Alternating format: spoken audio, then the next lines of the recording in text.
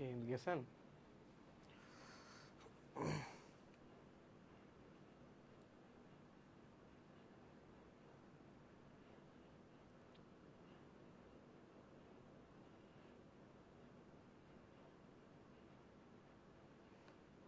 দেখাচ্ছে না।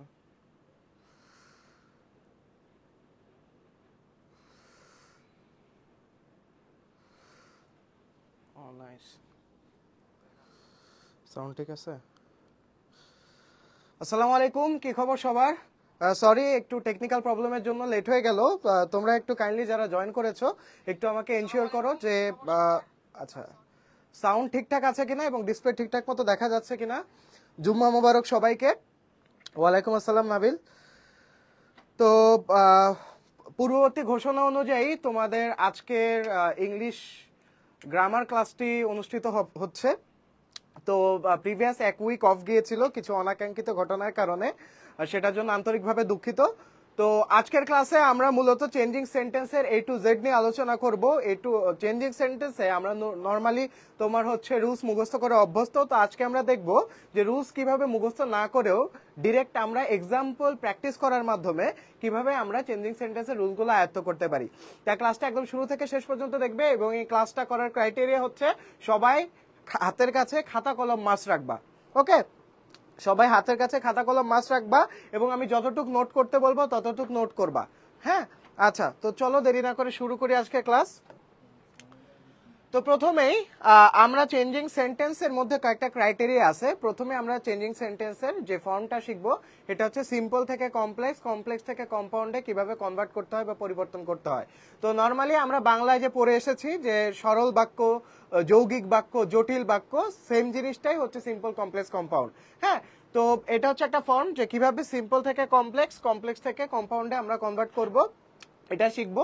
তারপরে হচ্ছে আমরা ডিগ্রি শিখবো। তারপর আমাদের যে 5 টাইপস অফ সেন্টেন্স আছে, অর্থাৎ তোমার assertive, interrogative, imperative, optative, exclamatory, 5 types of sentence আমরা কনভার্ট করা শিখবো। তো আমরা প্রথমে কি শিখতেছি, কিভাবে সিম্পল, কমপ্লেক্স এবং কম্পাউন্ড সেন্টেন্সে আমরা কনভার্ট করতে পারি। হ্যাঁ, তো এখন যেটা লিখতে বলবো এটা কাইন্ডলি সবাই একটু খাতা কলম হাতে নাও, যতটুকু লিখতে বলবো ততটুকু লিখে নিবা। তো প্রিভিয়াসলি একটা ক্লাস করিয়েছিলাম ন্যারেশনের। এই ন্যারেশন করাতে যে আমি তোমাদেরকে ভার্বের ফর্ম সম্পর্কে আমি আলোচনা করেছিলাম। তো আজকের ক্লাসে তোমরা একটু রিভাইজ দাও তো, বলো তো ভার্বের ফর্ম টোটাল কয় প্রকার এবং সেন্টেন্সে একটা সেন্টেন্সের অর্থের সম্পূর্ণতা পাওয়ার জন্য কোন ভার্বটা আমার মাস্ট লাগবে, এটা একটু কাইন্ডলি কমেন্ট করে জানাও তো। তোমার ন্যারেশনের যে ক্লাসটা ছিল, ন্যারেশনের ক্লাসটাতে আমি বলেছিলাম যে ভার্বের টোটাল 5টা ফর্ম রয়েছে। হ্যাঁ, তো 5টা ফর্মের মধ্যে 3টা হচ্ছে নন ফাইনাইট ভার্ব আর 2টা হচ্ছে ফাইনাইট ভার্ব। তো চলো আজকে আমরা একটু রিভাইজ দিই। আমাদের সিম্পল, কমপ্লেক্স, কম্পাউন্ড সেন্টেন্স বুঝতে আমাদের ক্লজ জানা লাগবে এবং ক্লজ জানতে গেলে আমাকে অবশ্যই finite verb, non finite verb এগুলো চিনতে হবে। ওকে, তো চলো শুরু করি। তো আমি বলেছিলাম যে ভার্বের ফর্ম তোমার 5টা, V1, V2, V3, V4 আর কি তোমার V5। এর মধ্যে V1 হচ্ছে প্রেজেন্ট ফর্ম, V1 কি তোমার প্রেজেন্ট ফর্ম, V2 হচ্ছে তোমার কি পাস্ট ফর্ম, V3 হচ্ছে পাস্ট পার্টিসিপল ফর্ম, V4 হচ্ছে কি তোমার বলো তো জেরান্ড বা জেরান্ডের আরেক নাম হচ্ছে তোমার প্রেজেন্ট পার্টিসিপল। ওকে, তো V4 হচ্ছে জেরান্ড আর V5 হচ্ছে ইনফিনিটিভ। তো তোমাদের হয়তো একটু বোর লাগতে পারে যে ভাইয়া বারবার প্রত্যেকটা ক্লাসে আপনি কেন বারবার এই জিনিসগুলো রিভাইজ দিচ্ছেন। কারণ নর্মালি এই যে ভার্বের ফর্ম, এই ভার্ব হচ্ছে তোমার বেসিক অফ অল গ্রামার। হ্যাঁ, গ্রামার শিখতে গেলে আমরা মূলত টেন্স থেকে শুরু করি, কিন্তু টেন্সও যদি তুমি ভালো মতো ভাঙো, টেন্স ভাঙলে তুমি ফাইনাইট, নন ফাইনাইট ভার্বের বাদে মানে বাইরে কিচ্ছু পাবে না। তো আমাদের সব ক্ষেত্রে, গ্রামারের সবকিছুর ক্ষেত্রে গ্রামার বুঝতে গেলে আমাকে অবশ্যই ভার্বের 5টা ফর্ম ক্লিয়ার থাকতে হবে। হ্যাঁ, তো এর মধ্যে প্রেজেন্ট ফর্ম আর পাস্ট ফর্ম আমি বলেছিলাম যে গো, ওয়েন্ট, এই দুইটা ফর্মকে আমরা ডিরেক্ট কোন ফর্ম বলতে পারি বলো তো? ফাইনাইট ভার্ব বলতে পারি। কি বলতে পারি? ফাইনাইট ভার্ব বলতে পারি। এই দুইটা ভার্বকে আমরা ডিরেক্ট কি বলি? ফাইনাইট ভার্ব বলি। হ্যাঁ, আর এই 3টা ভার্বকে V3, V4, V5 এটা হচ্ছে পাস্ট পার্টিসিপল, গন, তারপরে জিরান্ড হচ্ছে আইএনজি যুক্ত ভার্বকে জিরান্ড বলে, অর্থাৎ ভার্ব প্লাস আইএনজি হচ্ছে জিরান্ড বা প্রেজেন্ট পার্টিসিপল। আর ইনফিনিটিভ কি টু প্লাস ভার্বের বেস ফর্ম টু গো। হ্যাঁ, তো এই তিনটা ভার্বকে আমরা কি বলছি? Non finite verb. Non finite verb. Okay, তো নন ফাইনাইট ভার্ব আর এটা ফাইনাইট ভার্ব। তো আমার একটা সেন্টেন্সের অর্থের সম্পূর্ণতা পাওয়ার জন্য আমার ফাইনাইট ভার্ব বা সমাপিকা ক্রিয়ার প্রয়োজন। কি প্রয়োজন? সমাপিকা ক্রিয়া। হ্যাঁ, সমাপিকা ক্রিয়া।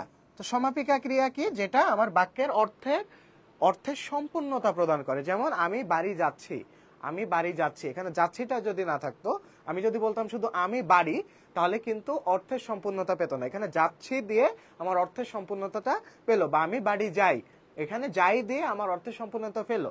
তো এই যে যাইটা, এটা হচ্ছে তোমার ফাইনাইট ভার্ব বা সমাপিকা ক্রিয়া।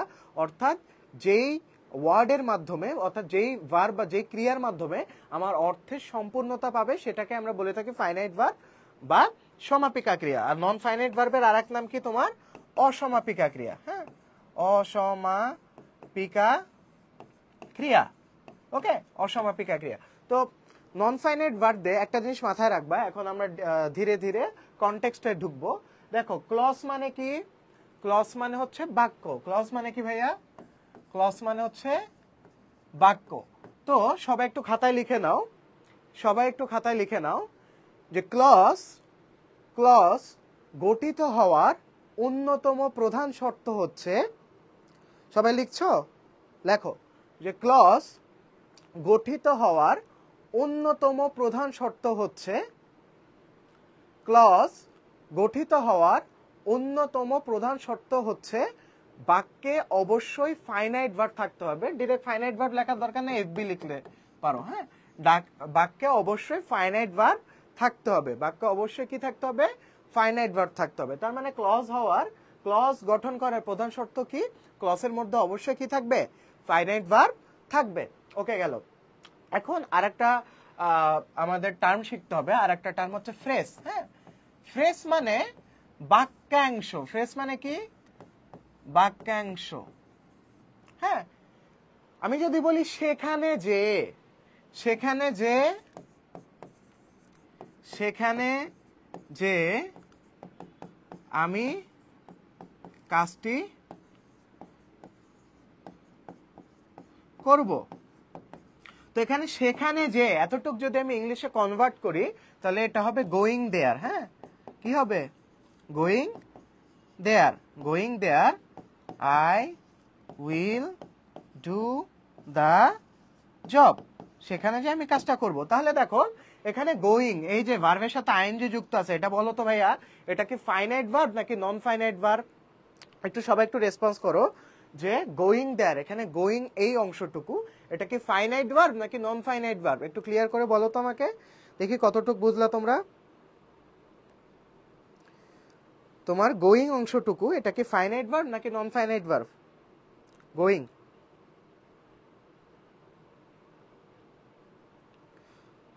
এটা রেসপন্স করলে আমি বুঝতে পারবো যে তোমরা এতটুক যে পড়িয়েছি, এতটুকু থেকে কতটুক বুঝতে পেরেছো। হয়তোবা কমেন্ট লোড হতে একটু টাইম লাগে, তোমরা রেসপন্স করো, সমস্যা নেই। রেসপন্স করলেই আমি পরবর্তীতে মুভ অন করব। হ্যাঁ, এক্স্যাক্টলি। কি going finite verb? Going finite verb না ভাইয়া, নাবিল, গোয়িং নন ফাইনাইট ভার্ব। এখানে আমি কি লিখলাম?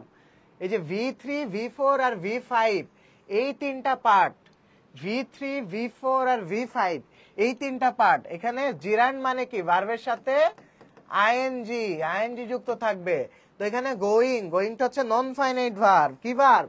নন ফাইনাইট ভার্ব। হ্যাঁ, তোমাদের একটু কনফিউশন লাগা স্বাভাবিক। এটা আস্তে আস্তে যখন অ্যাপ্লাই করবে, আয়ত্ত করবে, আমি যতবার এভাবে ধরবো ততবার তোমার আয়ত্ত হয়ে যাবে। হ্যাঁ, এই যে দেখো, প্রথমে কি আছে? গোয়িং দেয়ার, সেখানে গিয়ে। তাহলে এই যে সেখানে যে, এটা কি অর্থের সম্পূর্ণতা পাইছে এতটুক শব্দের মধ্যে? সেখানে যে কি হইছে? বাকি অর্থটা জানার আমার একটা আগ্রহ জন্মায় না? তো এই যে আগ্রহ জন্মায়, এটা জন্মানোর কারণ হচ্ছে এটা হচ্ছে অসমাপিকা ক্রিয়া আছে। এই গোয়িংটা হচ্ছে একটা অসমাপিকা ক্রিয়া বা নন ফাইনাইট ভার্ব। অসমাপিকা ক্রিয়া বা নন ফাইনাইট ভার্ব, বোঝা গেছে? তো গোয়িং দেয়ার। তো নন ফাইনাইট ভার্ব চেনার আরেকটা উপায় হচ্ছে যে এই নন ফাইনাইট ভার্ব যদি নাও থাকে, মানে নন ফাইনাইট ভার্ব যুক্ত যে অংশটা, অর্থাৎ যেটাকে আমরা ফ্রেজ বলি, এই যে নন ফাইনাইট ভার্ব যুক্ত, সেখানে গিয়ে এতটুকুর কিন্তু কোনো তোমার ফুল অর্থ প্রকাশ পায় না বা সম্পূর্ণ অর্থ প্রকাশ পায় না, তাই এতটুকু অংশকে আমরা বলি ফ্রেজ বা বাক্যাংশ, মানে বাক্যের একটা অংশ। সম্পূর্ণ বাক্য কোনটা, সেখানে যে আমি কাজটি করব, এই যে আমি কাজটি করব, I will do the job, এখানে ডুটা কি ভার্ব বলো তো? ডুটা হচ্ছে তোমার এই যে প্রেজেন্ট ফর্ম, অর্থাৎ V1, অর্থাৎ V1 হচ্ছে একটা ফাইনাইট ভার্ব। তো এখানে দেখো ফাইনাইট ভার্ব আছে, তার মানে এতটুকু অংশকে আমরা বলছি ক্লজ বা বাক্য। যেহেতু এখানে ফাইনাইট ভার্ব বা V1 আছে, তাই এতটুকু অংশকে আমরা বলছি ক্লজ বা বাক্য। আর গোয়িং দেয়ার এতটুকু অংশকে আমরা বলছি ফ্রেজ, কারণ ফ্রেজে কি আছে তোমার গোয়িং আছে। গোয়িংটা কি তোমার কিসের স্ট্রাকচার? নন ফাইনাইট ভার্বের স্ট্রাকচার। নন ফাইনাইট ভার্ব মানে কি অসমাপিকা ক্রিয়া। এটা যদি তুমি বাংলা করো, ইংরেজি বোঝার সব থেকে সহজ একটা উপায় হচ্ছে তোমার এটাকে বাংলা করতে হবে। তুমি যদি এটাকে বাংলা করো গোয়িং দেয়ার, সেখানে গিয়ে এটা কি অর্থের সম্পূর্ণতা প্রকাশ পায়? সম্পূর্ণ একটা কমপ্লিট অর্থ প্রকাশ পায়? পায় না। তো যেহেতু পায় না, তার মানে বুঝছি এখানে আমার একটা অসমাপিকা ক্রিয়া আছে। তো গোয়িং এটা একটা অসমাপিকা ক্রিয়া, এবং অসমাপিকা ক্রিয়া দিয়ে আমার সবসময় ফ্রেজ গঠিত হয় বা বাক্যাংশ গঠিত হয়। এটা একটা বাক্যের অংশ। আমি যদি এতটুকু কেটে দিতাম, আমি যদি এতটুকু লাল কালি দিয়ে কেটে দিতাম, তাও কিন্তু অর্থটা হতো, দেখো I will do the job, মানে আমি কাজটা করব। হ্যাঁ, তাও আমার কেন সেন্টেন্সটা হতো? কারণ এখানে আমার ফাইনাইট ভার্ব আছে। ফাইনাইট ভার্ব বাক্যের একটা পাওয়ারফুল টুলস। হ্যাঁ, ফাইনাইট ভার্ব ছাড়া কখনো একটা কমপ্লিট সেন্টেন্স গঠন করা যায় না। বোঝা গেছে? এখন ক্লিয়ার? নাবিল ক্লিয়ার? বুঝতে পেরেছো গোয়িংটা কেন নন ফাইনাইট ভার্ব? বোঝা গেছে কোনটা ফ্রেজ আর কোনটা ক্লজ? তাহলে তোমরা লেখো, ক্লজটা তো লিখেছো তাই না? ক্লজ হওয়ার অন্যতম প্রধান শর্ত হচ্ছে বাক্যে অবশ্যই ফাইনাইট ভার্ব থাকতে হবে। আর একটা সেন্টেন্স লেখো যে ফ্রেজ হওয়ার, ফ্রেজের ব্র্যাকেটে বাক্যাংশ লেখো। ফ্রেজ মানে কি? বাক্যাংশ। ফ্রেজ মানে কি? বাক্যাংশ। সবাই লেখো যে ফ্রেজ হওয়ার বা বাক্যাংশ হওয়ার অন্যতম প্রধান শর্ত হচ্ছে, অন্যতম প্রধান শর্ত হচ্ছে, বাক্যাংশ হওয়ার অন্যতম প্রধান শর্ত হচ্ছে বাক্যে অবশ্যই, বাক্যাংশে অবশ্যই নন ফাইনাইট ভার্ব থাকবে। কি থাকবে? নন ফাইনাইট ভার্ব থাকবে। বাক্যাংশ অবশ্যই নন ফাইনাইট ভার্ব থাকবে। কি থাকবে? নন ফাইনাইট ভার্ব থাকবে। তাহলে দেখো এখন আমরা সেন্টেন্স আমাদের ফর্মে আসি। ক্লজ হচ্ছে দুই প্রকার, একটা হচ্ছে ডিপেন্ডেন্ট ক্লজ আর একটা হচ্ছে ইন্ডিপেন্ডেন্ট ক্লজ। ডিপেন্ডেন্ট ক্লজ মানে কি? অধীন বাক্য। আর ইন্ডিপেন্ডেন্ট ক্লজ মানে কি? স্বাধীন বাক্য। হ্যাঁ, অর্থাৎ ডিপেন্ডেন্ট ক্লজ সবসময় অর্থের সম্পূর্ণতা পাওয়ার জন্য কিসের উপর নির্ভরশীল? ইন্ডিপেন্ডেন্ট ক্লজের উপর নির্ভরশীল। ডিপেন্ডেন্ট ক্লজ আবার তিন ভাগে ভাগ করতে পারি। যদি নাউন দিয়ে শুরু হয় ডিপেন্ডেন্ট ক্লজ, অর্থাৎ কোনো কিছু নাম দিয়ে শুরু হয়, তখন সেটাকে আমরা বলি নাউন ক্লজ। আবার যদি অ্যাডজেক্টিভ দিয়ে শুরু হয়, তাহলে সেটাকে আমরা বলি অ্যাডজেক্টিভ ক্লজ। অ্যাডজেক্টিভ বলতে আমরা কি বুঝি? নাউনের দোষ, গুণ, অবস্থা, সংখ্যা, পরিমাণ। কি বুঝি? নাউনের দোষ, গুণ, অবস্থা, সংখ্যা, পরিমাণ। হ্যাঁ, অ্যাডজেক্টিভ বলতে আমরা কি বুঝি? নাউনের দোষ, গুণ, অবস্থা, সংখ্যা আর পরিমাণ। ওকে গেল। আর অ্যাডভার্ব, অ্যাডভার্ব মানে কি? ভার্বের সাহায্যকারী। অ্যাডভার্ব মানে কি? অ্যাডভার্ব মানে কি? ভার্বের সাহায্যকারী। তো অ্যাডভার্ব হচ্ছে দুই প্রকার, অ্যাডভার্বিয়াল অফ টাইম আর adverbial of place. Adverbial of time আর adverbial of place. Adverbial of time আর adverbial of place. Adverbial of টাইমে হচ্ছে সময় নির্দেশ করবে অ্যাডভার্ব দ্বারা, যেমন ওয়্যার, এটা হচ্ছে সময় মানে কোথায়। ওয়্যার হচ্ছে প্লেস মানে কোথায়। আর যখন সময় নির্দেশ করবে, যেমন ওয়েন মানে কখন। হ্যাঁ, এটার উদাহরণ, টাইমের উদাহরণ হচ্ছে ওয়েন মানে কখন, আর ওয়্যার মানে কোথায়। এটা হচ্ছে অ্যাডভার্বিয়াল অফ প্লেস হচ্ছে ওয়্যার, অ্যাডভার্বিয়াল অফ টাইম হচ্ছে ওয়েন। বোঝা গেল? তো চলো, তোমাদের হয়তো এতক্ষণে মাথার উপর দিয়ে গেছে যে এটা অ্যাকচুয়ালি সিম্পল কমপ্লেক্স কম্পাউন্ডে কিভাবে কাজে লাগে। তো এখন ম্যাজিকটা দেখবা, চলো দেখি আমরা। এখন আমাদের আরেকটা পার্ট শিখতে হবে, ক্লজ মার্কার। Clause marker. তো ক্লজ মার্কারের কাজ কি? ক্লজ মার্কারের কাজ হচ্ছে, সবাই লিখে নাও, যে ক্লজ মার্কার হলো ডিপেন্ডেন্ট ক্লজকে, ক্লজ মার্কার হলো ইন্ডিপেন্ডেন্ট ক্লজকে ডিপেন্ডেন্ট করে দেয়। ক্লজ মার্কার হলো ইন্ডিপেন্ডেন্ট ক্লজকে ডিপেন্ডেন্ট ক্লজে পরিণত করে। ক্লজ মার্কার হচ্ছে ইন্ডিপেন্ডেন্ট ক্লজকে ডিপেন্ডেন্ট ক্লজে পরিণত করো। এখন বোঝা লাগবে না, আমি যখন প্র্যাকটিসে যাব তখন বুঝাই দিব। তুমি আপাতত যতটুকু লিখতে বলতেছি ততটুকু লিখলেই হবে। হ্যাঁ, এনাফ। লেখো যে ক্লজ মার্কার হলো ইন্ডিপেন্ডেন্ট ক্লজকে ডিপেন্ডেন্ট ক্লজে পরিণত করে। ক্লজ মার্কারের কাজ কি ভাইয়া? ইন্ডিপেন্ডেন্ট ক্লজকে কি করবে, ডিপেন্ডেন্ট ক্লজে পরিণত করবে। ওকে, ঠিক আছে। আচ্ছা, তো লেখা হয়েছে সবার, ক্লজ মার্কার হলো ইন্ডিপেন্ডেন্ট ক্লজকে ডিপেন্ডেন্ট ক্লজে পরিণত করবে। ডান? ওকে। তো এখন ক্লজ মার্কার চেনার উপায় কি? ক্লজ মার্কার চেনার সহজ উপায় হচ্ছে রিলেটিভ প্রোনাউন, রিলেটিভ অ্যাডভার্ব, এগুলো বাদ, এগুলো দিয়ে মনে রাখতে হবে না। সোজা কথা হচ্ছে ক্লজ মার্কার হচ্ছে তোমার WH ওয়ার্ড। যত ধরনের WH ওয়ার্ড আছে সব কি তোমার ক্লজ মার্কার। যত ধরনের WH ওয়ার্ড আছে সব কি তোমার ক্লজ মার্কার। দেখো who, which, whose, where, when, how, এগুলো সব কি তোমার WH ওয়ার্ড। সব কি WH ওয়ার্ড। তার মানে WH ওয়ার্ড থাকলে আমরা সেটাকে কি বলতে পারি? ক্লজ মার্কার বলতে পারি। কি বলতে পারি? ক্লজ মার্কার বলতে পারি। তারপর হচ্ছে সাবঅর্ডিনেটিং কনজাংশন। কনজাংশন মানে কি? যেটা যুক্ত করে দেয়। জাংশন মানে কি? যোগ করা। হ্যাঁ, বা রেলওয়ে জাংশন বলে না, মানে সংযোগ সড়ক বলে না। তো এই জাংশন, কনজাংশনের কাজ হচ্ছে এটা এক বা একাধিক বাক্যকে একসাথে কি করে দেয়? যুক্ত করে দেয়। তার মানে কনজাংশনের কাজ কি? যুক্ত করিয়ে দেওয়া। ওকে, আচ্ছা। তো সাবঅর্ডিনেটিং কনজাংশন, সাবঅর্ডিনেটিং কনজাংশন কি কি আছে? দ আছে, সো আছে, দ্যাট আছে, ওয়াইল আছে। কি কি আছে? দ, সো, দ্যাট, ওয়াইল, আরো আছে সাবঅর্ডিনেটিং কনজাংশন। তো সাবঅর্ডিনেটিং কনজাংশন একটা ক্লজ মার্কারের একটা পার্ট বা ক্লজ মার্কারের একটা অংশ। তার মানে যত ধরনের WH ওয়ার্ড আছে, যত ধরনের সাবঅর্ডিনেটিং কনজাংশন আছে, সবগুলোকে আমরা এক কথায় কি বলতে পারি? Clause marker. তার মানে সব ধরনের WH ওয়ার্ড এবং সব ধরনের সাবঅর্ডিনেটিং কনজাংশন, সাবঅর্ডিনেটিং কনজাংশন, সব ধরনের WH ওয়ার্ড এবং সব ধরনের সাবঅর্ডিনেটিং কনজাংশনকে আমরা কি বলতে পারি? আমরা ক্লজ মার্কার বলতে পারি। ওকে, তো ক্লজ মার্কার আমরা মূলত ইন্ডিপেন্ডেন্ট ক্লজকে ডিপেন্ডেন্ট করার ক্ষেত্রে আমাদের ক্লজ মার্কার হেল্প করে থাকে। আচ্ছা, তো দেখো এখানে বলা আছে যে clause marker make the clause dependent. হ্যাঁ, তো এখন আমরা একটা সেন্টেন্স খেয়াল করি যে ওয়েন হি কামস। তো এখানে ওয়েনটা বাদ দিই, ওয়েনটা ধরো আপাতত নাই। হি কামস, আই উইল গো। তাহলে দেখো হি কামস, এখানে তোমার ফাইনাইট ভার্ব আছে, রাইট? কি আছে? কামসটা কি তোমার ফাইনাইট ভার্ব, অর্থাৎ V1 ফর্ম আছে। কি আছে? V1 form. আর আই উইল গো, এখানে গোটাও কি তোমার ফাইনাইট ভার্ব বা V1 ফর্ম আছে। তার মানে কি দুটো একটা ক্লজ। আমি কি বলেছিলাম যে ক্লজ হওয়ার অন্যতম প্রধান শর্ত কি? তোমার ফাইনাইট ভার্ব থাকতে হবে। কি থাকতে হবে? ফাইনাইট ভার্ব থাকতে হবে। তার মানে যেহেতু এখানে দুই জায়গায় আমার ফাইনাইট ভার্ব আছে, তার মানে এটাকে আমরা একটা ইন্ডিপেন্ডেন্ট ক্লজ বলতে পারি এবং এই পার্টটুকুকে আমরা একটা ইন্ডিপেন্ডেন্ট ক্লজ বলতে পারি বা স্বাধীন বাক্য বলতে পারি। বোঝা গেছে? এতটুকু কি বুঝতে পেরেছো সবাই? আচ্ছা আচ্ছা, তো দেখো এতটুকু হচ্ছে ইন্ডিপেন্ডেন্ট ক্লজ, এই পার্টটুকুকেও আমরা ইন্ডিপেন্ডেন্ট ক্লজ বলতেছি। দেখো, তো আমি কি বলেছিলাম যে ওয়েন WH ওয়ার্ড, যত ধরনের WH ওয়ার্ড আছে, আমি বলেছিলাম যে অ্যাডভার্বিয়াল অফ, মানে অ্যাডভার্ব হচ্ছে দুই প্রকার, একটা হচ্ছে অ্যাডভার্বিয়াল অফ টাইম আর একটা হচ্ছে অ্যাডভার্বিয়াল অফ প্লেস। তো অ্যাডভার্বিয়াল অফ টাইম যেটা, সেটা হচ্ছে তোমার সময় ইন্ডিকেট করবে, যে ওয়েন হি কামস, মানে যখন সে আসবে। তার মানে কি এটা তোমার সময় নির্দেশ করছে না, টাইম নির্দেশ করছে না। তার মানে কি এটা একটা অ্যাডভার্ব ক্লজ। হ্যাঁ, তো দেখো যে ওয়েন, যত ধরনের WH ওয়ার্ড আছে, তো এই WH ওয়ার্ড আমার বসানোর কারণে এই এই এই পার্টটুকু, মানে ওয়েন হি কামস, এই পার্টটুকু আর ইন্ডিপেন্ডেন্ট ক্লজ নাই। এই পার্টটুকু কি হয়ে গেছে? আমার ডিপেন্ডেন্ট হয়ে গেছে। কি হয়ে গেছে? ডিপেন্ডেন্ট ক্লজ হয়ে গেছে। কেন ডিপেন্ডেন্ট হয়ে গেল? কারণ আমরা হোয়েন ব্যবহার করছি। যদি হোয়েন ব্যবহার না করতাম তাহলে দুইটাই কি থাকতো? ইন্ডিপেন্ডেন্ট ক্লজ থাকতো। তার মানে কি আমার ক্লজ মার্কারের কাজ হচ্ছে একটা ইন্ডিপেন্ডেন্ট ক্লজকে ডিপেন্ডেন্ট ক্লজে পরিণত করা। বোঝা গেল?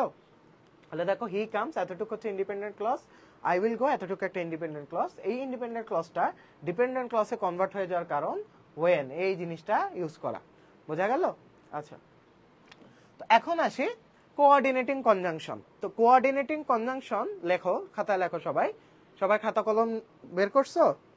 আচ্ছা, তো যারা ক্লাস দেখছো খাতায় লিখে রাখো যে কোঅর্ডিনেটিং কনজাংশনের কাজ হচ্ছে দুইটা ইন্ডিপেন্ডেন্ট ক্লজকে একসাথে যুক্ত করে দেওয়া। লেখো খাতায় যে কোঅর্ডিনেটিং কনজাংশন, এটা কপি করো, কপি করে পেস্ট করো খাতায়, কপি পেস্ট করো সবাই। এটা তো ভালো করতে পারো, এক্সাম হলে কপি পেস্ট করতে শিখতে হবে, বুঝলা? এক্সাম হলে কপি পেস্ট করতে হবে। লেখো যে কোঅর্ডিনেটিং কনজাংশন দুইটা ইন্ডিপেন্ডেন্ট ক্লজকে একসাথে যুক্ত করে দেয়। কোঅর্ডিনেটিং কনজাংশন দুইটা ইন্ডিপেন্ডেন্ট ক্লজকে একসাথে কি করে দেয়? যুক্ত করে দেয়। ওকে, তো কোঅর্ডিনেটিং কনজাংশন দুটো ইন্ডিপেন্ডেন্ট ক্লজকে একসাথে যুক্ত করে দেয়। আশা করি লেখা হয়েছে। তো কোঅর্ডিনেটিং কনজাংশন চেনার একটা উপায় হচ্ছে ফ্যান ভয়েস, অর্থাৎ বয়েজদের ফ্যান হওয়া। হ্যাঁ, বয়েজদের ফ্যান হওয়া এটা হচ্ছে তোমার একটা উপায় বা ট্রিক্স, মেয়েরা আবার ট্রিগার্ড হয়ে যায় না। তো দেখো, তো ফ্যান বয়েসে আমরা এখন এটাকে ডিকোড করব। ফ্যান বয়েস দিয়ে আমরা কিভাবে কোঅর্ডিনেটিং কনজাংশনকে মনে রাখতে পারি, সবাই একটু খাতায় নোট করে নাও। হ্যাঁ, তো ফ্যান বয়েস দিয়ে আমরা মনে রাখি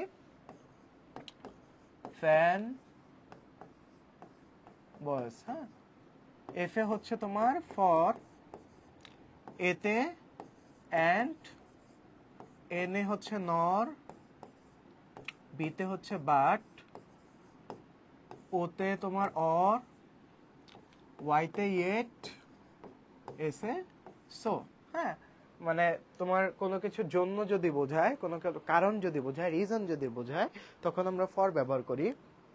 দুইটা সেন্টেন্সের এক করে দিতে আমরা অ্যান্ড ব্যবহার করি।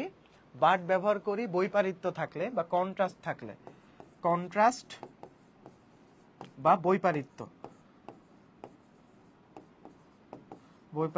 থাকলে আমরা হচ্ছে বাট ব্যবহার করি। হ্যাঁ, যেমন একটা বাজে উদাহরণ দিই, যেমন he is dark in shade, মানে সে হচ্ছে দেখতে কালো কিন্তু সে অনেক সুন্দর লাইফ পার্টনার পাইছে। তো এটা হচ্ছে কন্ট্রাস্ট না বৈপরীত্য হয়ে গেল না? নরমালি দেখতে যারা খারাপ তাদের কপালে ভালো কেউ জুটে না। যাই হোক, জোকস ব্যাপার। তো ওই ক্ষেত্রে আমরা বাট ইউজ করি। ওকে, তারপরে অর হচ্ছে দুইটা বিকল্পর ক্ষেত্রে আমরা অল ব্যবহার করি। সো হচ্ছে ফলাফলের ক্ষেত্রে আমরা সো ব্যবহার করি। ইয়েট হচ্ছে সত্যের ক্ষেত্রে আমরা ইয়েট ব্যবহার করি। আচ্ছা, রুলস করাবেন না ভাই? হ্যাঁ, রুলস অবশ্যই করাবো, তবে এগুলো হচ্ছে বেসিক ডিসকাশন। রুলস তোমার মুখস্থ করে একভাবে তোমার ইংলিশ গ্রামার শেখা যায়, আর একভাবে শেখা যায় হচ্ছে কম্পোনেন্ট চিনে। প্রত্যেকটা জিনিস চিনে করলে তোমার পরবর্তীতে রুলসও লাগে না, রুলসও মুখস্থ করা লাগে না। মাথার মধ্যে তোমার যখন একবার প্যাটার্ন ঢুকে যাবে, ওই প্যাটার্নটা ঢুকলে তুমি অটোমেটিকলি তোমার গ্রামাটিক্যাল রুলস তোমার আয়ত্তে চলে আসবে। যেমন আমরা ম্যাথ কিভাবে করি, ম্যাথে আমরা সূত্র মুখস্থ করি, ওই সূত্রটা জাস্ট অ্যাপ্লাই করি, নতুন যত প্র্যাকটিস আছে অ্যাপ্লাই করি। ইংলিশ গ্রামারও আমরা এভাবে শিখবো। তো এগুলো খুব মানে ইম্পর্টেন্ট একটা ডিসকাশন।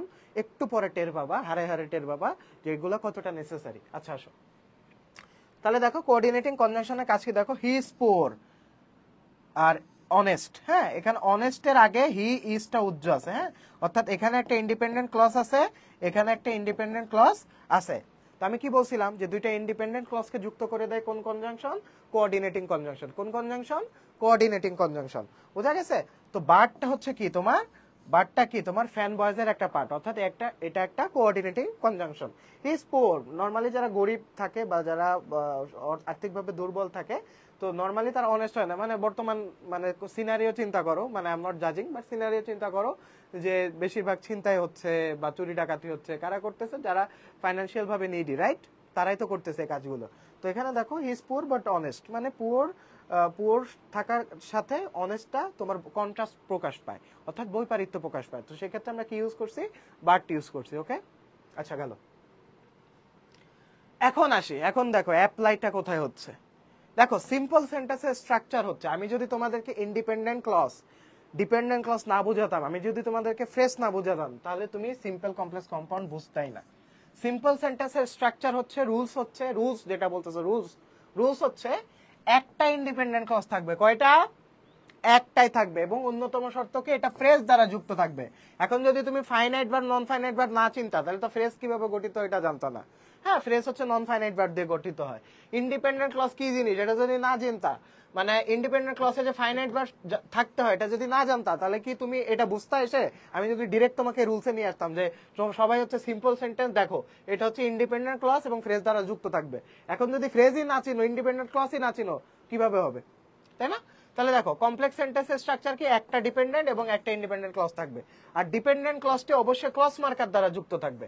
এখন তোমাকে যদি আমি না শিখাতাম যে ক্লজ মার্কার কি জিনিস, ক্লজ মার্কারের কাজ হচ্ছে ইন্ডিপেন্ডেন্ট ক্লজকে ডিপেন্ডেন্ট করে দেওয়া, তাহলে ডিপেন্ডেন্ট ক্লজে কি থাকে এটাই তুমি জানতা না।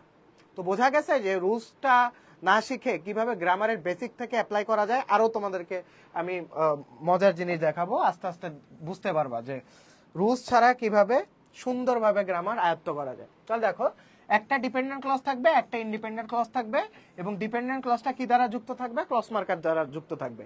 কোন সেন্টেন্সে? কমপ্লেক্স সেন্টেন্সে। তার মানে আমার সাথে সাথে একটু রিভাইজ দাও। সিম্পল সেন্টেন্সে একটা ইন্ডিপেন্ডেন্ট ক্লজ থাকবে। কয়টা?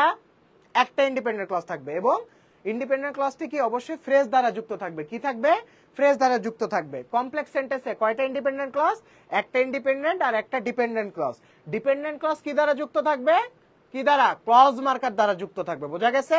ক্লজ মার্কার কি কি, সকল ধরনের ডাব্লিউএইচ ওয়ার্ড এবং কি তোমার সাবঅর্ডিনেটিং কনজাংশন হচ্ছে তোমার ক্লজ মার্কার, বোঝা গেল। আর কম্পাউন্ড সেন্টেন্স বা যৌগিক বাক্য, এগুলো তোমার বাংলা করে দিই, এটা হচ্ছে সরল বাক্য, সরল বাক্য, এটা হচ্ছে তোমার জটিল বাক্য, জটিল বাক্য, আর এটা হচ্ছে তোমার যৌগিক বাক্য। হ্যাঁ, যৌগিক বাক্য। তাহলে দেখো কম্পাউন্ড সেন্টেন্সের স্ট্রাকচার হচ্ছে দুইটা ইন্ডিপেন্ডেন্ট ক্লজ থাকবে, যেটা আমি তোমাদেরকে অলরেডি বলে দিছি, দুইটা ইন্ডিপেন্ডেন্ট ক্লজ থাকবে এবং মাঝে কি থাকবে, কোঅর্ডিনেটিং কনজাংশন যুক্ত থাকবে। যদি এই টার্মসগুলো তোমাদেরকে ভেঙে ভেঙে না বোঝাতাম, আমি যদি ডিরেক্ট রুলসে যেতাম, তোমরা হয়তো বা মুখস্থ করতে হয়, কিন্তু পরীক্ষার হলে মুখস্থ বিদ্যা বেশি কাজে আসে না। পরীক্ষার হলে ইফের পরে কি বসে এটা তোমার জীবনে মনে থাকবে না। পরীক্ষার হলে তোমার যেটা কাজ করবে সেটা হচ্ছে তোমার এক্সাম হল সেন্স, মানে তুমি এতদিন যা প্র্যাকটিস করে আসছো ওইটা তোমার কোয়েশ্চেন দেখার সাথে সাথে মাথায় ভেসে উঠবে। তো মাথায় ভেসে ওঠাটা জরুরি। হ্যাঁ, তো ভেসে কিভাবে উঠবে, এভাবে তোমার বেসিকটা তোমার ডেভেলপ করতে হবে, বেসিকটা জেনে অ্যাপ্লাই করতে শিখতে হবে। তো আমার সিম্পল সেন্টেন্সে একটা ইন্ডিপেন্ডেন্ট ক্লজ থাকবে এবং ক্লজটা ফ্রেজ দ্বারা যুক্ত থাকবে। কমপ্লেক্স সেন্টেন্সে একটা ডিপেন্ডেন্ট, একটা ইন্ডিপেন্ডেন্ট ক্লজ থাকবে এবং ডিপেন্ডেন্ট ক্লজটা ক্লজ মার্কার দ্বারা যুক্ত থাকবে। কম্পাউন্ড সেন্টেন্সে দুইটা ইন্ডিপেন্ডেন্ট ক্লজ থাকবে এবং কোঅর্ডিনেটিং কনজাংশন দ্বারা যুক্ত থাকবে। এখন আসো অ্যাপ্লাই, আসো। আচ্ছা, এই যে তোমাদের রুলস, রুলস এটা কেটে দাও, ইফের পরে কি বসবে, হ্যান ত্যান প্যান, এগুলা কাটো, এগুলার কোনো অ্যাপ্লাই নাই, লাভ নাই, এগুলো মনে থাকবে না। দেখো আসো আমরা পড়াশোনায় ঢুকি। দেখো, without eating good food, without eating good food মানে ভালো খাদ্য খাওয়া ব্যতীত। এই যে ইটিং ভার্বের সাথে আইএনজি যুক্ত আছে, এটা কি নন ফাইনাইট ভার্ব নাকি ফাইনাইট ভার্ব, আমাকে বলো, রেসপন্স করতে হবে, রেসপন্স করতে হবে, বলো এটা কি নন ফাইনাইট ভার্ব নাকি ফাইনাইট ভার্ব। ইটিং এটা কি নন ফাইনাইট নাকি ফাইনাইট, একটু বলো তো কাইন্ডলি। ইটিংটা নন ফাইনাইট ভার্ব নাকি ফাইনাইট ভার্ব, দ্রুত দ্রুত দ্রুত রেসপন্স করো, দ্রুত রেসপন্স করো, এরপরে তোমাদের আবার খতিয়ান ক্লাস আছে। ইটিংটা কি ভার্ব বলো তো ভাইয়া, নন ফাইনাইট নাকি ফাইনাইট। কমেন্ট একটু দেরিতে লোড হয়, তো আমি ওয়েট করি দেখি। হ্যাঁ, ভেরি গুড, নন ফাইনাইট ভার্ব। তো যেহেতু নন ফাইনাইট ভার্ব আছে, যেহেতু নন ফাইনাইট ভার্ব আছে, তার মানে এটা কি ফ্রেজ নাকি ক্লজ, এটা ফ্রেজ। কারণ আমি বলেছিলাম যে ফ্রেজ হওয়ার অন্যতম, অর্থাৎ বাক্যাংশ হওয়ার অন্যতম শর্ত হচ্ছে নন ফাইনাইট ভার্ব থাকা। তার মানে এই অংশটুকু কি ফ্রেজ, ফ্রেজ কি না, এই অংশটুকু কি ফ্রেজ। আচ্ছা, অন্য কালার ইউজ করি, ফ্রেজ, ঠিক আছে, ফ্রেজ, এই অংশটুকুকে আমরা ফ্রেজ বলতেছি। তো ফ্রেজ বলতেছি, আমি কি বলছিলাম যে সিম্পল সেন্টেন্স হওয়ার মানে শর্ত কি, একটা ইন্ডিপেন্ডেন্ট ক্লজ থাকবে এবং ইন্ডিপেন্ডেন্ট ক্লজটি ফ্রেজ দ্বারা যুক্ত থাকবে। দেখো তোমরা কি পড়ে আসছি, এই যে ফ্রেজ দ্বারা যুক্ত থাকবে। তো ফ্রেজ দ্বারা যুক্ত আছে, ফার্স্টে কি আছে, ফ্রেজ আছে, ফার্স্টে কি আছে, ফ্রেজ আছে, আছে কিনা। অ্যাপ্লাই শিখতেছো, উইদাউট ইটিং গুড ফুড, এই অংশটুকুর নাম কি, এই অংশটুকুর নাম হচ্ছে ফ্রেজ। হ্যাঁ, you can not have good health, এই অংশটুকুর নাম হচ্ছে তোমার ক্লজ, অর্থাৎ ইন্ডিপেন্ডেন্ট ক্লজ। এই যে you can not have good health, can not have, এটা হচ্ছে তোমার কি ফাইনাইট ভার্ব। হ্যাঁ, ক্যান নট হ্যাভটা এটা হচ্ছে তোমার ফাইনাইট ভার্ব, ক্যান এটা হচ্ছে ফাইনাইট ভার্ব। তো এটা হচ্ছে যেহেতু ফাইনাইট ভার্ব আছে, তার মানে এই অংশটুকুকে আমরা ক্লজ বলছি, অর্থাৎ independent clause. You can not have good health, এটা হচ্ছে তোমার ইন্ডিপেন্ডেন্ট ক্লজ। তার মানে আমার স্ট্রাকচার মিলছে, মিলছে। এখন আসি সেকেন্ড কাজে, যে ভাইয়া আমরা বুঝবো কিভাবে যে উইদাউট থাকলে ইফ বসবে। তো এটা সোজা একটা মানে ট্রিক্স আছে, সোজা ট্রিক্সটা হচ্ছে তোমার বাংলা অর্থ করতে হবে। Without eating good food you can not have good health, মানে কি ভালো খাদ্য খাওয়া ব্যতীত তুমি ভালো স্বাস্থ্যের অধিকারী হতে পারবে না। তো তুমি সর্বপ্রথম দুইটা জিনিস মাথায় রাখবে, একটা হচ্ছে তোমাকে চিনতে হবে, মানে মানুষ দেখলে আমরা ডাক দিই না, এই যে আমি তো ধরো যারা লাইভ দেখতেছো, এই যে নাবিল কমেন্ট করতেছে, আমি বলতেছি এই নাবিল বলো তো এটা কি হবে, তোমাকে দেখার সাথে সাথে আমি চিনতে পারতেছি। তেমনি ভাবে এক্সাম্পল দেখার সাথে সাথে বা আমার প্র্যাকটিস বা কোয়েশ্চেন দেখার সাথে সাথে আমি চিনতে পারবো যে এটা কি আমার সিম্পল সেন্টেন্স নাকি এটা আমার কমপ্লেক্স সেন্টেন্স নাকি কম্পাউন্ড সেন্টেন্স। তো সিম্পলে আমার কি লাগবে, এটা আমার দ্রুত মাথায় চলে আসবে। কমপ্লেক্সে কি লাগবে, আমার দ্রুত মাথায় চলে আসবে। কম্পাউন্ডে কি লাগবে, দ্রুত মাথায় চলে আসবে। তারপরে যেটা ফরজ কাজ, সেটা হচ্ছে সবাই একটু দ্রুত খাতায় লেখো, সবাই একটু দ্রুত খাতায় লেখো যে চেঞ্জিং সেন্টেন্সে সিম্পল থেকে কমপ্লেক্স, সিম্পল থেকে কমপ্লেক্স, চেঞ্জিং সেন্টেন্সে সিম্পল থেকে কমপ্লেক্স, চেঞ্জিং সেন্টেন্সে সিম্পল থেকে কমপ্লেক্স, কমপ্লেক্স থেকে কম্পাউন্ডে পরিবর্তন করার সময়, চেঞ্জিং সেন্টেন্সে সিম্পল থেকে কমপ্লেক্স, কমপ্লেক্স থেকে কম্পাউন্ডে পরিবর্তন করার সময়, লেখো চেঞ্জিং সেন্টেন্সে সিম্পল থেকে কমপ্লেক্স, কমপ্লেক্স থেকে কম্পাউন্ডে পরিবর্তন করার সময় কখনোই কখনোই অর্থের পরিবর্তন করা যাবে না, কখনোই অর্থের পরিবর্তন করা যাবে না, কিন্তু স্ট্রাকচার পরিবর্তিত হবে, স্ট্রাকচার পরিবর্তিত হবে, স্ট্রাকচার পরিবর্তিত হবে, কিন্তু অর্থের পরিবর্তন হবে না। বোঝা গেল? অর্থের পরিবর্তন হবে না। তো চেঞ্জিং সেন্টেন্সে সিম্পল থেকে কমপ্লেক্স, কমপ্লেক্স থেকে কম্পাউন্ডে পরিবর্তন করার সময় স্ট্রাকচার পরিবর্তিত হবে, কিন্তু কখনোই অর্থের পরিবর্তন করা হবে না। ওকে, তো এতটুকু মাথায় রাখলে আমাদের সুন্দর মতো মাথায় ধরবে। দেখো, without eating good food you can not have good health, এটা গেল সিম্পল। এখন কমপ্লেক্স পরিবর্তন আমি করব, তাহলে আমার কি লাগবে? কমপ্লেক্সের শর্ত কি ছিল? একটা ইন্ডিপেন্ডেন্ট ক্লজ এবং একটা ডিপেন্ডেন্ট ক্লজ, একটা ইন্ডিপেন্ডেন্ট ক্লজ, একটা ডিপেন্ডেন্ট ক্লজ। তো তোমাদেরকে একটা ছোট্ট ট্রিক শিখাই দিই। দেখো, এখানে you can not have good health মানে আমরা যখন সেন্টেন্সটা চেঞ্জ করি তখন আমরা একটা কনস্ট্যান্ট রাখি, অর্থাৎ ইন্ডিপেন্ডেন্ট ক্লজটাকে আমরা সাধারণত কনস্ট্যান্ট রাখি, বাকিটা চেঞ্জ করি। যেমন you can not have good health, you can not have good health, হ্যাঁ, you can not have good health, এসব কিন্তু কনস্ট্যান্ট আছে, কনস্ট্যান্ট আছে না? এটা চেঞ্জ হয়েছে কোনো? চেঞ্জ হয়নি। চেঞ্জ হয়েছে কোন পার্টটা? Without eating good food. Without eating good ফুডটা এখানে কি হয়ে যাচ্ছে? If you do not eat good food. এটা কেন হলো? এই ইফটা কি বলতো? ইফটা হচ্ছে ক্লজ মার্কার। ইফটা কি? ক্লজ মার্কার, অর্থাৎ ইফটা একটা সাবঅর্ডিনেটিং কনজাংশন। ইফটার নাম কি? ইফ একটা সাবঅর্ডিনেটিং কনজাংশন। এই সাবঅর্ডিনেটিং কনজাংশন যুক্ত হওয়ার কারণে এই ইন্ডিপেন্ডেন্ট ক্লজটা ডিপেন্ডেন্ট হয়ে গেছে। তার মানে আমার শর্ত পূরণ হয়েছে, একটা ডিপেন্ডেন্ট ক্লজ, একটা ইন্ডিপেন্ডেন্ট ক্লজ। ইন্ডিপেন্ডেন্ট ক্লজ আমি অপরিবর্তিত রাখতেছি। You can not have good health, যদি না তুমি ভালো খাবার খাও। If you do not eat good food, এখানে দেখো সাবজেক্ট আছে, ইফ আছে, ডু নট আছে, অর্থাৎ এখানে ফাইনাইট ভার্ব আছে কিন্তু। হ্যাঁ, if you do not eat good food, তার মানে আমার কমপ্লেক্স সেন্টেন্সে আমার কি লাগবে? একটা ক্লজ মার্কার লাগবে। এই জিনিসটার নাম কি? Clause marker. ইফ হচ্ছে clause marker. You do not eat, এই জিনিসটার নাম কি? হচ্ছে তোমার ফাইনাইট ভার্ব। ইটটা কি? তোমার ফাইনাইট ভার্ব। তার মানে তোমার একটা কমপ্লেক্স সেন্টেন্সে যখন আমি ডিপেন্ডেন্ট ক্লজে কনভার্ট করব, আমার সর্বপ্রথম ফরজ কাজ হচ্ছে একটা ইফ খুঁজে বের করা, মানে ইফ মানে কি? তোমার ক্লজ মার্কার খুঁজে বের করা। সেকেন্ড ফরজ কাজ হচ্ছে একটা ইন্ডিপেন্ডেন্ট ক্লজ করা। You do not eat good food, এটা হচ্ছে ইন্ডিপেন্ডেন্ট ক্লজ। বোঝা গেল? শর্ত পূরণ হয়েছে। আমি কমপ্লেক্সে কি বলছিলাম? একটা হচ্ছে তোমার ডিপেন্ডেন্ট ক্লজ আর একটা ইন্ডিপেন্ডেন্ট ক্লজ। বোঝা গেল? আচ্ছা, এখন আসি ইট গুড ফুড, ভালো খাবার খাও, অথবা তুমি ভালো স্বাস্থ্য অর্জন করতে পারবা না। তো এটা হয়ে গেছে ইট গুড ফুড। হ্যাঁ, তো এখানেও দেখো অর্থের কিন্তু আমার কোনোটা পরিবর্তন হচ্ছে না, আমি জাস্ট স্ট্রাকচার পরিবর্তন করতেছি। হ্যাঁ, স্ট্রাকচার কি কি পরিবর্তন করতেছি দেখো।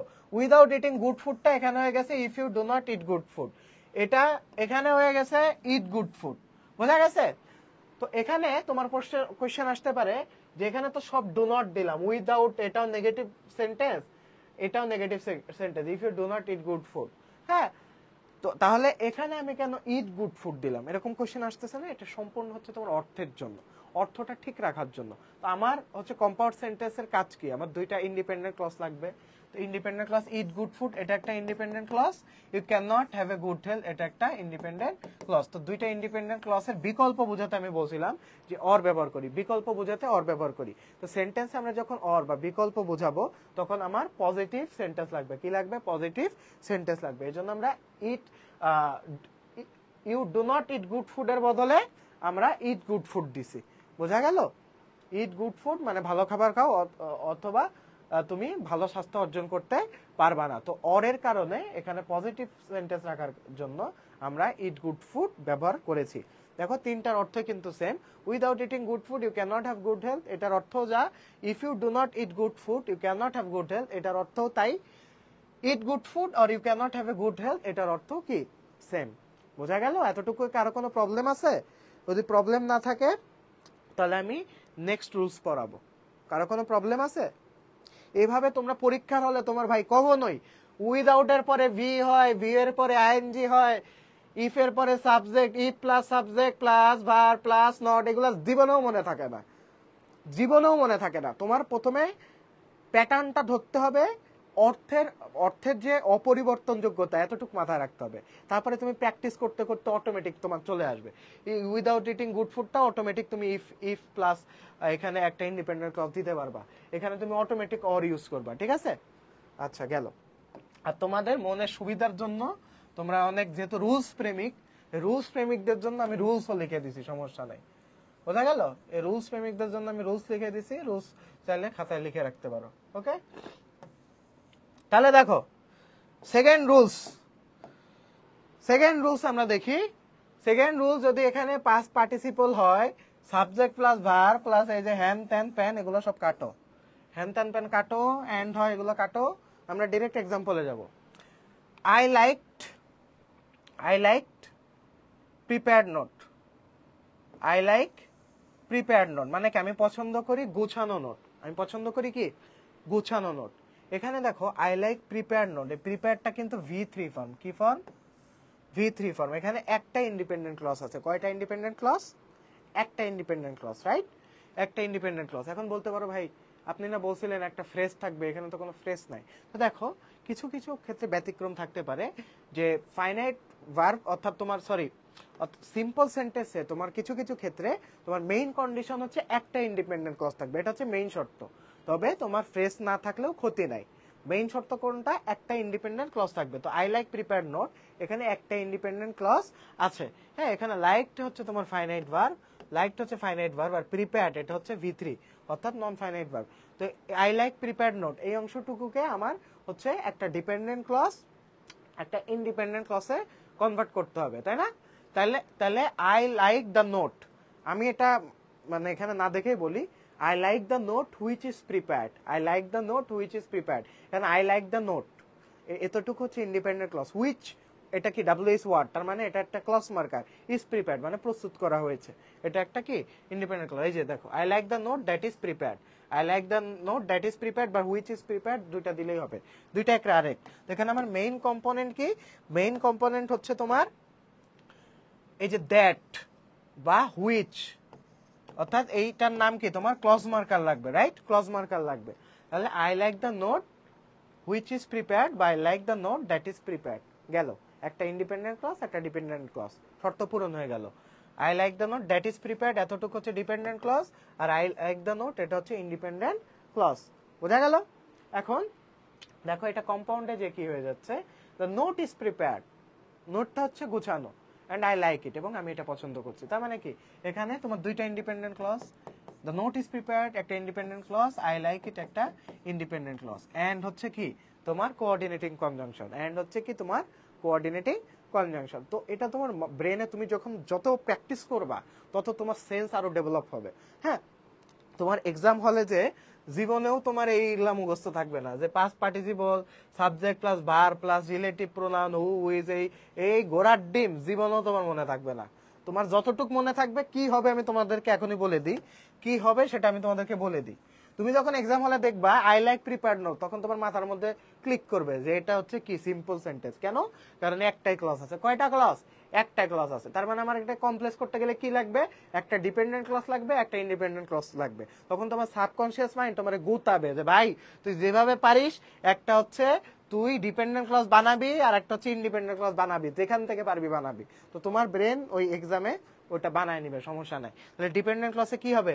I like the note which is prepared, I like the note that is prepared. এভাবে তোমার ব্রেন অটোমেটিক কি জেনারেট করবে। কিভাবে জেনারেট করবে? এটা যত বেশি তুমি প্র্যাকটিস করবা তত বেশি তোমার জেনারেট করবে। পরীক্ষার হলে কখনো এইসব ঘোড়ার ডিম জীবনেও মনে থাকে না। বোঝা গেল?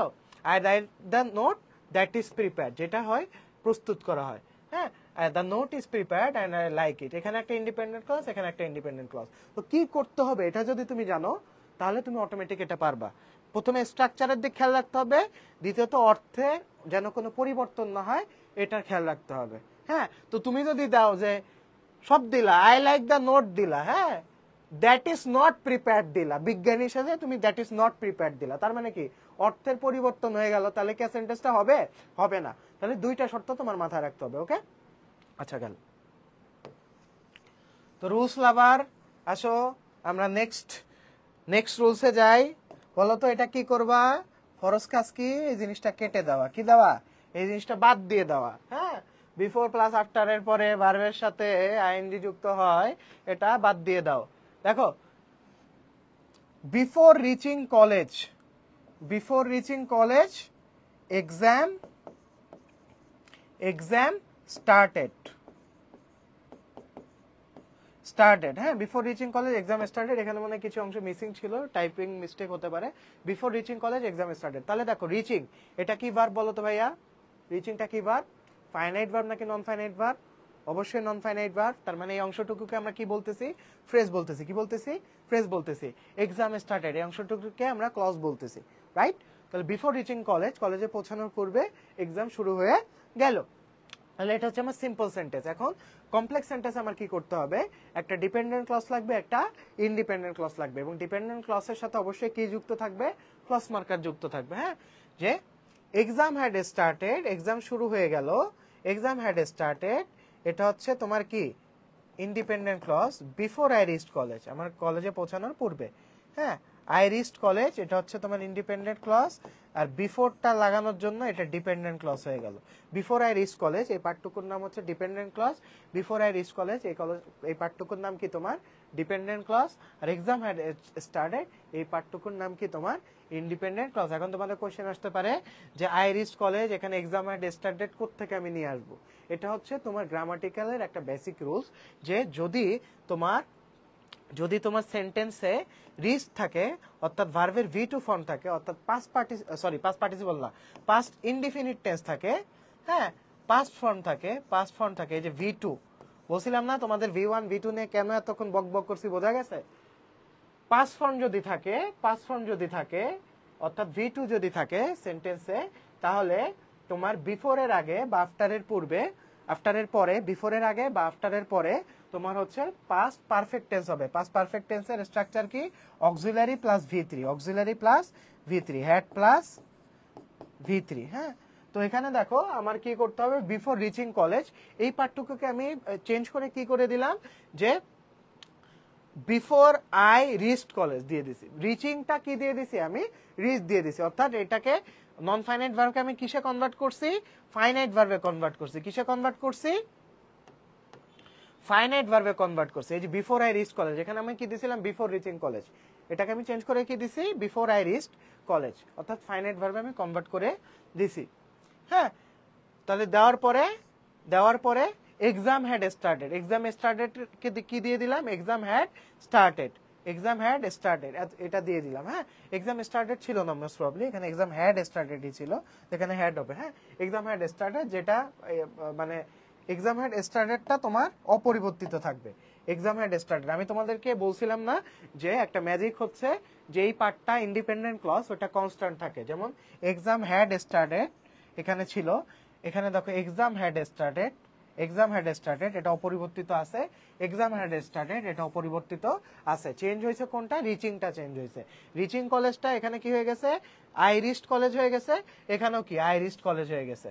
হ্যাঁ, মাঝখানে এন্ড দ্বারা যুক্ত আছে। এটা একটা independent clause, exam had started, I reached college, এটা একটা ইন্ডিপেন্ডেন্ট ক্লজ, আর এন্ড হচ্ছে কি তোমার কোঅর্ডিনেটিং কনজাংশন। বোঝা গেল?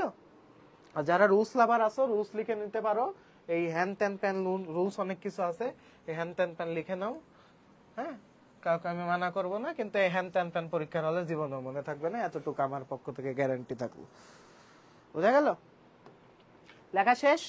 এই পার্টটুকুতে কারো কোনো প্রবলেম আছে? যদি প্রবলেম থাকে বলতে পারো, প্রবলেম থাকলে বলতে পারো, দ্রুত বলো। প্রবলেম আছে কারো?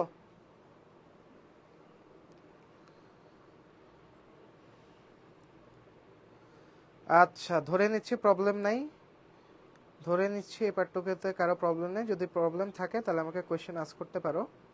আচ্ছা, ধরে নিচ্ছি প্রবলেম নেই, ওকে গেল।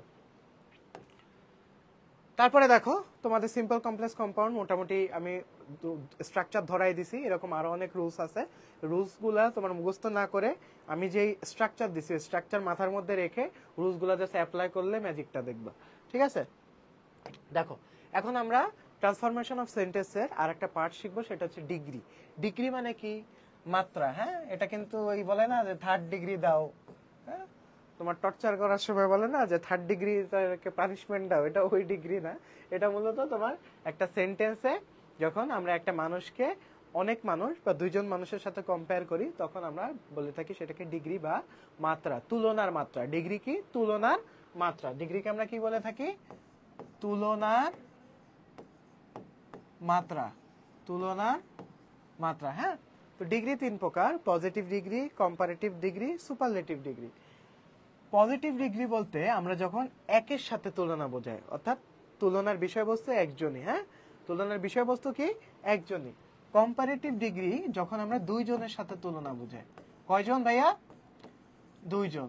আর সুপারলেটিভ ডিগ্রি হচ্ছে আমরা যখন অনেকের সাথে তুলনা বোঝাই, অনেকের, অনেক ব্যক্তির সাথে তুলনা বোঝালে আমরা তখন সেটাকে সুপারলেটিভ ডিগ্রি বলি। ওকে, এখন ডিগ্রির কিছু সহজ রুলস বলি। সিঙ্গুলারের ক্ষেত্রে সিঙ্গুলার প্লুরাল তো বুঝো, তাই না? সিঙ্গুলার প্লুরাল বুঝো না তোমরা? সিঙ্গুলার আর কি প্লুরাল। যদি একজন বুঝিয়ে থাকে ব্যক্তি বা বস্তুকে তাহলে সেটাকে আমরা সিঙ্গুলার ফর্ম বলি। যদি একের অধিক বুঝিয়ে থাকে তখন সেটাকে আমরা প্লুরাল ফর্ম বলি। তো একটা জিনিস মাথায় রাখবা, এটা হচ্ছে তোমার রুলস। হ্যাঁ, রুলস লাভার যারা, তোমাদের এটা ভালো লাগবে প্রচুর। একটা জিনিস মাথায় রাখবা, পজিটিভ ডিগ্রিতে যদি নো আদার থাকে, পজিটিভ ডিগ্রিতে যদি নো আদার থাকে, কম্পারেটিভ ডিগ্রিতে সেটা হয়ে যাবে দেন এনি আদার। হ্যাঁ, নো আদার মানে তার মতো কেউ না। নো আদার মানে কি? তার মতো কেউ না। হ্যাঁ, দেন এনি আদার মানে অনেকের মধ্যে, অনেকের মধ্যে, দেন এনি আদার, অনেকের থেকে। দেন এনি আদার মানে কি? অনেকের থেকে। দেন এনি আদার, দা মানে নির্দিষ্ট করে বোঝায়। হ্যাঁ, তো পজিটিভ ডিগ্রিতে যদি নো আদার থাকে, কম্পারেটিভ ডিগ্রিতে দেন এনি আদার বসবে, এবং সুপারলেটিভ ডিগ্রিতে দা বসবে। কি বসবে? দা বসবে। তাহলে এটা একটু মুখস্থ করে নিতে হবে যে পজিটিভ ডিগ্রিতে যদি আমার নো আদার থাকে, কম্পারেটিভ ডিগ্রিতে সেটা হয়ে যাবে দেন এনি আদার, এবং সেটাই সুপারলেটিভ ডিগ্রিতে কি হয়ে যাবে? দা হয়ে যাবে। কি হয়ে যাবে? দা হয়ে যাবে। তেমনি ভাবে আমার যদি সেন্টেন্সটা প্লুরাল সেন্টেন্স হয়, প্লুরাল সেন্টেন্সে পজিটিভ ডিগ্রিতে আমরা কি ইউজ করব? ভেরি ফিউ ইউজ করব। কি ইউজ করব? ভেরি ফিউ ইউজ করব। তাহলে সেটা কম্পারেটিভ ডিগ্রিতে হয়ে যাবে দেন মোস্ট আদার। কি হয়ে যাবে? দেন মোস্ট আদার। এবং সুপারলেটিভ ডিগ্রিতে হয়ে যাবে অন অফ দা। এবং পজিটিভ ডিগ্রিতে একটা কম্পোনেন্ট হচ্ছে so dot dot dot S. So dot dot dot S এর মাঝে অ্যাডজেক্টিভ বসবে। হ্যাঁ, so dot dot dot S. এবং কম্পারেটিভ ডিগ্রিতে দেন বসবে। কি বসবে? দেন বসবে। হ্যাঁ, যেমন আমি যদি বলি, আমি 3টা সেন্টেন্সের উদাহরণ লিখে দিই তোমাদের জন্য সুবিধা হবে। পজিটিভ, হ্যাঁ, পজিটিভ, পজিটিভ ডিগ্রি। পজিটিভ ডিগ্রির উদাহরণ হচ্ছে no other boy in the class is as good as Tamim. হ্যাঁ, মানে কি? No other boy in the class কি? ক্লাসের মধ্যে তামিমের মতো এত ভালো কেউ না। তাহলে দেখো স্ট্রাকচার দেখো, নো আদার বসছে। পজিটিভ ডিগ্রিতে কি বসছে? নো আদার বসছে। বয় in the class is as dot dot dot as. বলছিলাম না এখানে গুডটা কি তোমার? অ্যাডজেক্টিভ। গুডটা কি তোমার? অ্যাডজেক্টিভ। হ্যাঁ, তারপর এটা কম্পারেটিভে যে কি হবে বলো তো? কম্পারেটিভে যে কি হবে? কম্পারেটিভে যে কি বলবে? নো আদার থাকলে কম্পারেটিভে কি বসে? Than any other. তাহলে Tamim is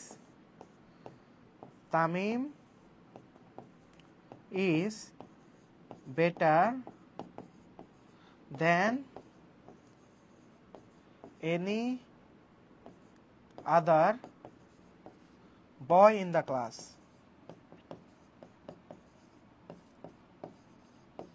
Tamim is better than any other boy in the class. তাহলে দেখো এখানে একটু স্ট্রাকচারাল হালকা চেঞ্জ আসতেছে। এখানে দেখো পজিটিভ ডিগ্রিতে আমরা সবসময় সাবজেক্টটাকে লাস্টে দিই। কিসে দিই? লাস্টে দিই। কিন্তু কম্পারেটিভ এবং সুপারলেটিভ ডিগ্রিতে সবসময় সাবজেক্টটা আগে বলবে। তাহলে তামিমটা চলে আসলো আমার প্রথমে। কোথায় চলে আসলো? প্রথমে। এবং এই গুডটা হয়ে গেল, অ্যাডজেক্টিভ ফর্মটা চেঞ্জ হয়ে কি হয়ে গেল? বেটার হয়ে গেল, অর্থাৎ কম্পারেটিভ ফর্ম হয়ে গেল। হ্যাঁ, আমার অ্যাডজেক্টিভের 3টা কম্পারেটিভ ফর্ম আছে। তো কম্পারেটিভ ফর্মগুলো মাথায় রাখতে হবে। কম্পারেটিভ ফর্মে নরমালি অ্যাডজেক্টিভের 3টা ফর্ম আছে, পজিটিভ, কম্পারেটিভ আর সুপারলেটিভ। যেমন গুড, বেটার, বেস্ট। তো গুডটা হচ্ছে পজিটিভ ফর্ম, বেটারটা হচ্ছে তোমার কম্পারেটিভ ফর্ম, আর বেস্টটা হচ্ছে কি তোমার সুপারলেটিভ ফর্ম। বোঝা গেল? Tamim is better than any other, এই যে বেটারের পরে আমার অ্যাডজেক্টিভের পরে অ্যাডজেক্টিভ চেঞ্জ করার পরে আমার রুলস ওয়াইজ দেন এনি আদার হবে, তারপরে বয় ইন দ্য ক্লাস, বাকিটুকু লাস্টে বসে যাবে। সেম ভাবে সুপারলেটিভ ডিগ্রির ক্ষেত্রে সুপারলেটিভ ডিগ্রির ক্ষেত্রে সেম ভাবে Tamim is the best boy in the class. তার মানে ইন দ্য ক্লাস আমার কনস্ট্যান্ট থাকতেছে, বয় ইন দ্য ক্লাস আমার কনস্ট্যান্ট থাকতেছে। চেঞ্জ হয়েছে কোথায়? তামিম ইজ দুইটা কনস্ট্যান্ট আছে, এখানে দা বসছে। কিসের জন্য দা বসলো? কারণ পজিটিভে যেটা নো আদার, কম্পারেটিভে সেটা এনি আদার, দেন এনি আদার, এবং সুপারলেটিভে সেটা কি হয়ে যাবে? দা হয়ে যাবে। হ্যাঁ, দা এর পরপরই তোমার অ্যাডজেক্টিভের ফর্মটা চেঞ্জ করে দিতে হবে। বেটার হয়ে গেছে এখানে কি? বেস্ট। বোঝা গেল? তার মানে এই যে রুলসটা, এই রুলসটা কি তোমাদের বোঝা শেষ? আচ্ছা আচ্ছা নাবিল, হ্যাঁ ক্লাস 4:30 টানা নিব, সন্ধ্যায় একটু কাজ আছে, সন্ধ্যায় নিতে পারবো না আনফরচুনেটলি, আমরা টানা ক্লাস নিব। হ্যাঁ আচ্ছা দেখো, গেল ডিগ্রি গেল। তো ডিগ্রিতে এখন আমরা আমরা সেন্টেন্স চেঞ্জ শিখবো। এটা ডিগ্রি না, এখানে হবে sentence change 5 types of sentence change. হ্যাঁ, এক্সক্লামেটরি টু অ্যাসার্টিভ। তো আমার সেন্টেন্স 5 প্রকার। আমি তোমাদেরকে একটু ইন শর্ট রিভিউ দিই। সেন্টেন্স হচ্ছে তোমার 5 প্রকার। হ্যাঁ, সেন্টেন্স 5 প্রকার। একটা হচ্ছে তোমার assertive sentence, interrogative. Assertive sentence মানে কি? বিবৃতিসূচক বাক্য, অর্থাৎ যেটা হা বোধক বাক্য এবং না বোধক বাক্য, এটা হচ্ছে অ্যাসার্টিভ সেন্টেন্স। অ্যাসার্টিভ সেন্টেন্স আবার 2 প্রকার, অ্যাফার্মেটিভ এবং নেগেটিভ। তারপর হচ্ছে ইন্টারোগেটিভ সেন্টেন্স, হচ্ছে তোমার প্রশ্নবোধক বাক্য। ইম্পারেটিভ সেন্টেন্স অর্থাৎ যেই সেন্টেন্সে তোমার আদেশ, অনুরোধ, নিষেধ এগুলো বোঝায়, সেটাকে আমরা ইম্পারেটিভ সেন্টেন্স বলি। অপটেটিভ সেন্টেন্স হচ্ছে তোমার ইচ্ছা বা প্রার্থনা সূচক বাক্য, অর্থাৎ মে বা ব্লেস এই টাইপের ওয়ার্ড থাকলে বুঝবো এটা অপটেটিভ সেন্টেন্স। এবং এক্সক্লামেটরি সেন্টেন্স হচ্ছে তোমার কি? বিস্ময়সূচক বাক্য। অ্যালাস, আন্ডান এগুলো হচ্ছে তোমার বিস্ময়সূচক বাক্য। হ্যাঁ, এক্সক্লামেটরি টু অ্যাসার্টিভে কনভার্ট করার কিছু রুলস আছে। তো যারা রুলস লাভার আসো, ফাস্টেন ইউর সিট বেল্ট। দেখো এক্সক্লামেটরিতে যদি হোয়াট এ স্কলার ইজ, মানে কতই না ভালো সে স্কলার, হ্যাঁ, তাহলে সেটা হয়ে যাবে he is a great scholar. তার মানে কি?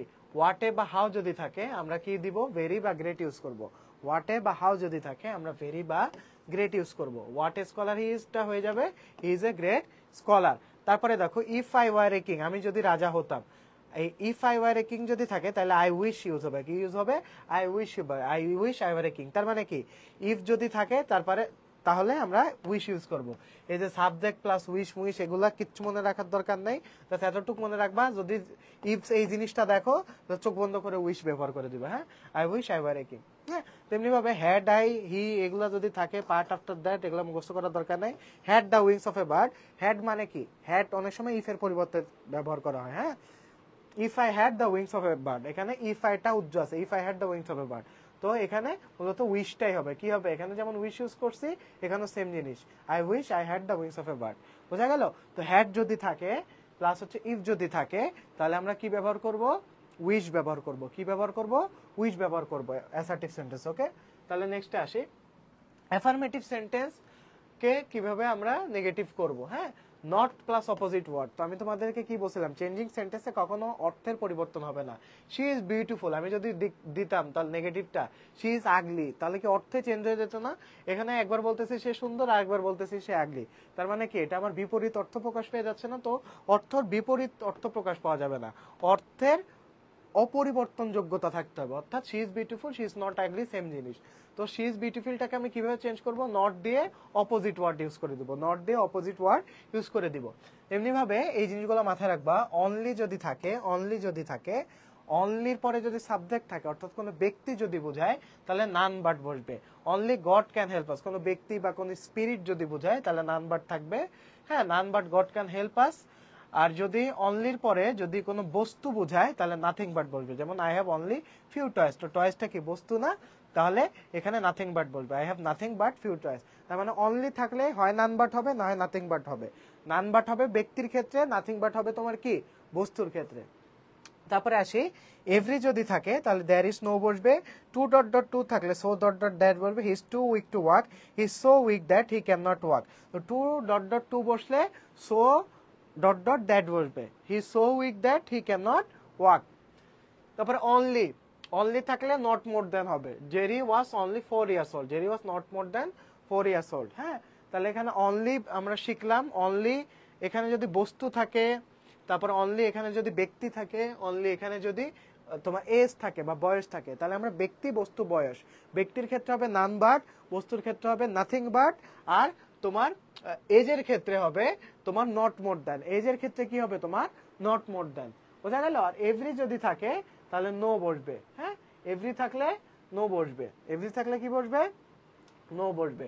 Every man is mortal, no man is immortal, অর্থাৎ নো দিয়ে পরবর্তীতে অপোজিট ওয়ার্ড আমার ইউজ করে দিতে হবে। এই রুলস রাখো, এই রুলস মনে থাকবে না, ঠিক আছে।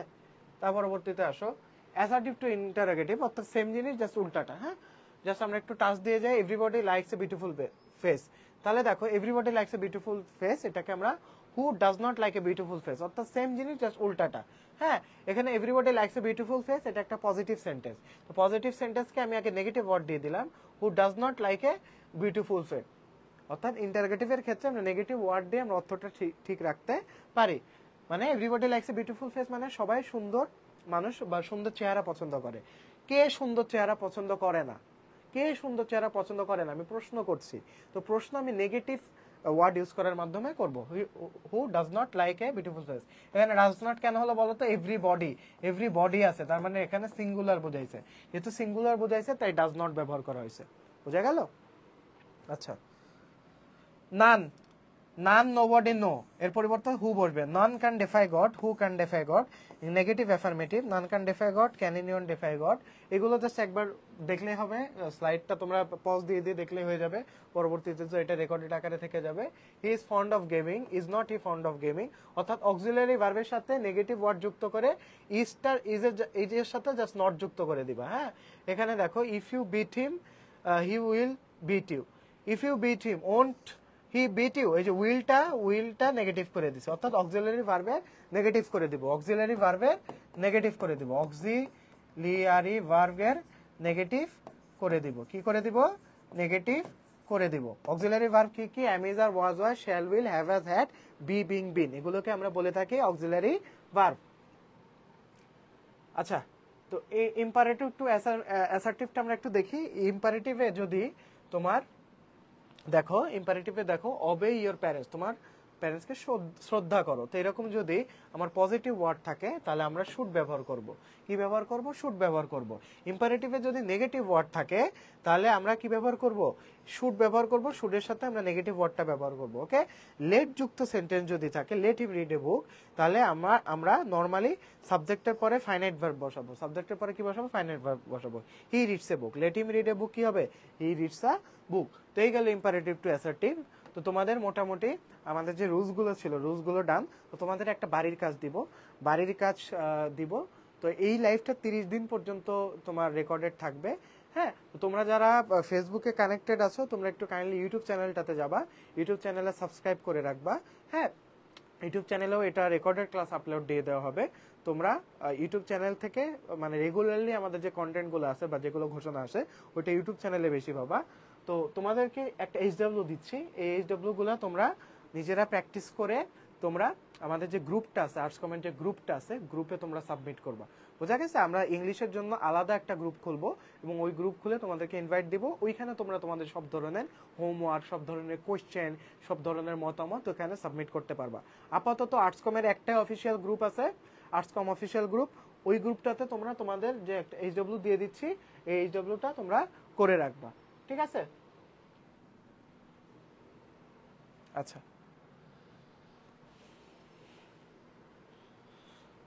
দেখো এই যে তোমার এটা একটু স্ক্রিনশট দিয়ে রাখো। এটা গেল, এটা একটা তোমাদের HW, এটা তোমাদের বোর্ড কোয়েশ্চেন, এটা গেল, এটার অ্যান্সার দেওয়া আছে, অ্যান্সার পরে আমি দিয়ে দিব।